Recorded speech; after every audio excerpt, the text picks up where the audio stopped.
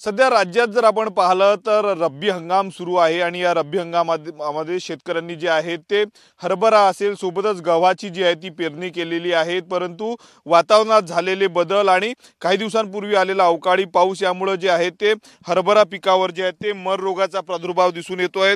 मोठ्या प्रमाणावर जो आहे तो शेतात निघालेला हरभरा जो आहे तो या मर रोगांमुळे जो आहे तो जळून जात आहे आणि त्यामुळे शेतकऱ्यांना जो आहे तो अधिकचा खर्च करावा लागतो आहे। आपण बघू शकतो शेतकरी फवारणी करत आहे, महागडी फवारणी जी आहे ते करताना आपल्याला दिसत आहे। शेतकऱ्यांच्या शेतात सध्या फवारणी चालू आहेत, मोठा खर्च जो आहे तो शेतकऱ्यांना आपल्याला पाहायला मिळतो। आपल्या सोबत शेतकरी आहेत, त्यांच्याशी आपण बोलणार आहोत।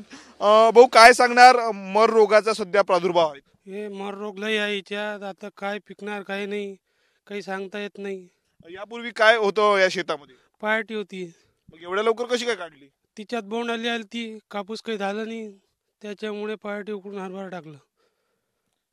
किती एकरवर यावर्षी हरभरा पेरला आणि कधीपासून हा मर रोग आलेला इकडे? हे आता हे पहिल्यांदा दुसऱ्याचे आहे 2 एकर तिकडे, त्याला पूर्ण मर रोग आहे। आता या 15 दिवस झाले याला, तो आतापासूनच मर रोग चालू आहे। आपण बघू शकतो छोटा छोटा हरभरा आहे आणि यावर जे आहे ते मर रोगाचा प्रादुर्भाव आलेला आहे मोठ्या प्रमाणावर। दुसरं तिकडे त्यांचं 2 एकर शेत आहे आणि त्या ठिकाणी देखील जे आहे ते मर रोग आल्याचं जे आहे ते त्या शेतकऱ्यांच्या वतीने सांगण्यात आलेलं आहे आणि त्यामुळे जे आहे ते त्यांनी आपल्या शेतामध्ये जे आहे ते फवारणी सुरू केलेली आहे। सोयाबीन जे आहे ते शेतकऱ्यांचं यावर्षी हातातून गेलं। कपाशीवर देखील बोंडअळीचा प्रादुर्भाव आहे।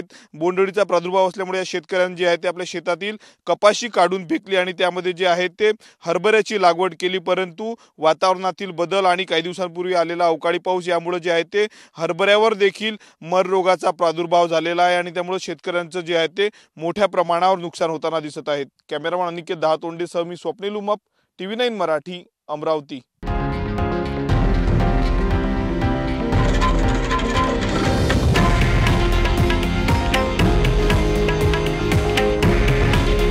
हे आहे देशातील नंबर 1 न्यूज नेटवर्क आणि आपण पाहत आहात TV9 मराठी।